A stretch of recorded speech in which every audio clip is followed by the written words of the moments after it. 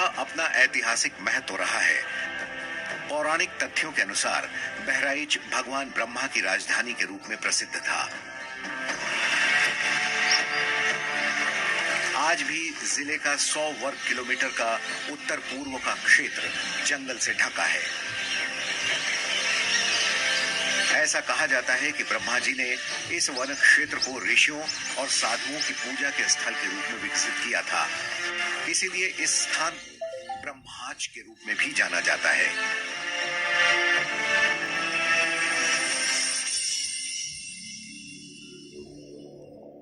पराक्रम ऐसे राजाओं की, ऐसे शूरवीरों की कथाओं पर आधारित एक कार्यक्रम है जिन्हें इतिहास में उनका नियत स्थान नहीं मिला, लेकिन लोक कथाओं में, लोक गाथाओं में, लोक जनमानस में जिनकी कहानियां और किस्से और गीत सुने और गुनगुनाए जाते हैं। पराक्रम के इस एपिसोड में हम आपको 11वीं शताब्दी के एक ऐसे शूरवीर की कहानी सुनाएंगे जिन्होंने राम भूमि अयोध्या पर संभावित आक्रमण को रोकने के लिए मुगलों की एक विशाल सेना का सामना किया और 1.5 लाख से भी अधिक सैनिकों को मौत के घाट उतार दिया। बात 11वीं सदी की है। राजा प्रसेनजीत ने बहराइच के राज्य की स्थापना कर ली थी।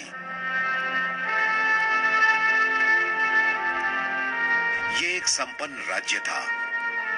अवध गजेटियर के अनुसार बहराइच के महाराजा प्रसेनजीत के घर 990 ईस्वी के माघ माह की बसंत पंचमी के दिन एक पुत्र ने जन्म लिया।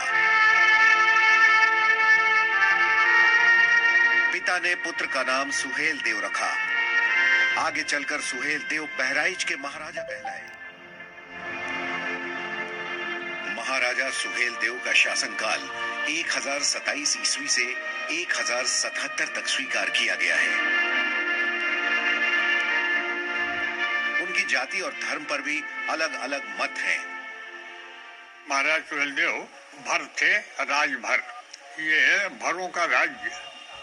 बहराइच के बहुत पश्चिम से लेकर के और देवरिया तक और आगे तक ये सब भरों का, ज्यादातर भरों का राज्य था।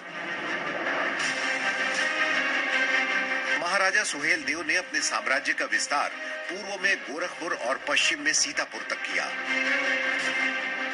महाराजा सुहेल देव का वर्णन फारसी में लिखे ऐतिहासिक उपन्यास मिराते मसूदी में भी विस्तार से मिलता है। सुहेल देव धार्मिक प्रवृत्ति और भगवान सूर्य के उपासक थे। उनकी वीरता से प्रभावित होकर गोंडा, लखनऊ, बाराबंकी, फैजाबाद, उन्नाव, गोला और लखीमपुर के राजाओं ने उन्हें अपना महाराजा घोषित कर दिया। हिंदू गौरव की रक्षा के लिए महाराजा सुहेल देव पासी के नेतृत्व में कई युद्ध भी लड़े गए।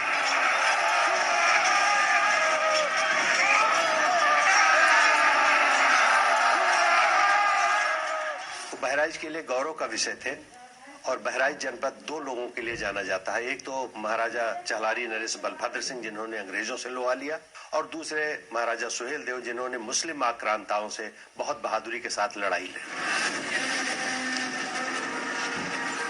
सुहेल देव की वीरता की कहानी का सबसे महत्वपूर्ण हिस्सा शुरू होता है जब महमूद गजनवी भारत की विरासत और खजाने को लूटकर वापस जा चुका था।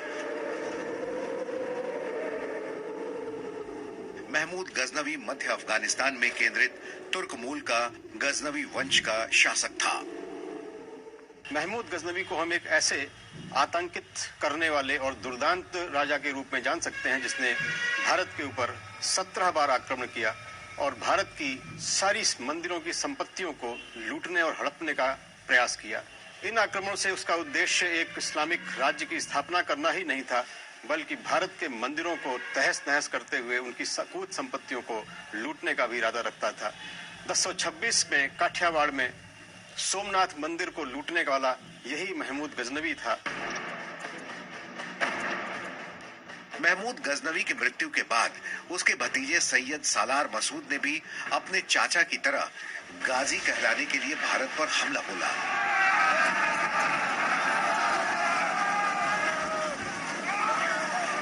सैयद सालार मसूद की सेना ने दिल्ली पर आक्रमण किया।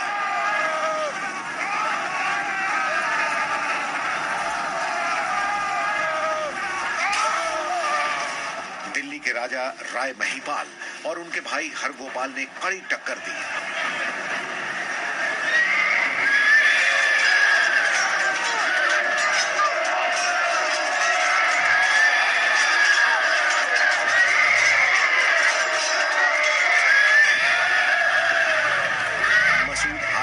वापस लौट रहा था कि गजनी से उसके कई साथी बड़ी घुड़सवार सेना लेकर आ थमके।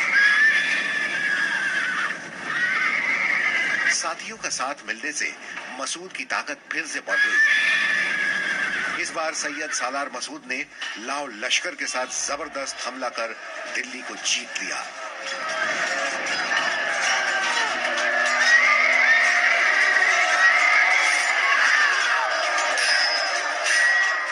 दिल्ली की तरफ से लड़ाई करते हुए कन्नौज इत्यादि को फतेह करता हुआ बाराबंकी में जो सप्तऋषि आश्रम है, जिसको बाद में अपभ्रंश होकर के सतरिक हुआ, वहां आक्रमण किया और सब जगह आक्रमण के साथ लूटपाट। और दूसरा इसका उद्देश्य था या तो मुस्लिम धर्म अपनाओ या मरने के लिए तैयार हो जाओ। अब अगले पड़ाव थे हिंदू धर्म के केंद्र अयोध्या और वाराणसी। सालार मसूद की विशाल सेना ने क्रूरता और कत्लेआम कर दहशत फैला रखी थी और इसी वजह से मेरठ, बुलंदशहर, बदायूं, कन्नौज के राजाओं ने लड़ने के बजाय सैयद मसूद के साथ संधि कर ली। कई राजाओं ने इस्लाम तक कबूल कर लिया था। एक राजा टिपराहा, उनका जंग बहादुर सिंह जी थे, जिन्होंने बाद में अपना नाम बदल करके ठाकुर मोहम्मद अली रख लिया। नानपारा के राजा, जिन्होंने अपना नाम परिवर्तित करके सादात अली रख लिया। तो ये गद्दार मानसिकता के राजा थे जो कन्वर्ट हो गए थे, अपने राज्य को बचाए रखने के लिए उनकी शरण में चले गए।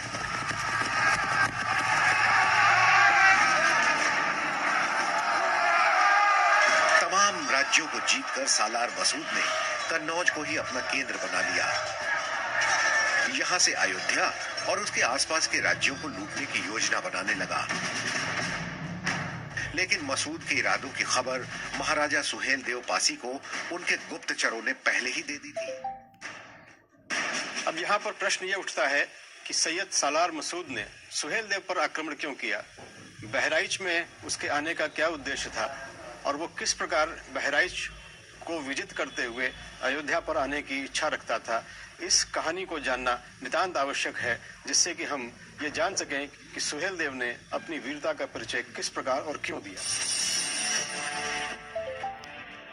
दूसरी तरफ आने वाले खतरे से सुहेल देव सतर्क थे। अपने गुप्तचरों से निरंतर मसूद की योजना की खबर भी ले रहे थे। मसूद के आक्रमण का कड़ा जवाब देने के लिए आसपास के सभी राजाओं के पास महाराजा सुहेल देव ने संदेश भिजवा दिया था कि मसूद की 1.5 लाख से ज्यादा की विशाल सेना का सामना लामबंद होकर ही किया जा सकता है। राजा सुहेल देव ने अपने साथियों के साथ एक ऐसे महायुद्ध की तैयारी की थी जिसे इतिहास जानने वाला था। लेकिन युद्ध के कुछ नियम होते हैं जिनका पालन सुहेल देव ने किया, लेकिन आक्रमणकारी सालार मसूद ने उसका पालन न करते हुए आधी रात को आक्रमण किया, जिसका अभ्यास इन राजाओं को नहीं था और वो युद्ध लड़ने से पहले ही हारने की कगार पर पहुंच गए। अगले एपिसोड में देखिए भगवान सूर्य के भक्त महाराजा सुहेल देव ने कैसे आम जनता के बीच जोश भरकर एक नई सेना तैयार की और फिर जंग के मैदान में क्या घमासान युद्ध हुआ। क्या हुआ उस युद्ध का? क्या राजा सुहेल देव जीते? क्या गाजी भागा?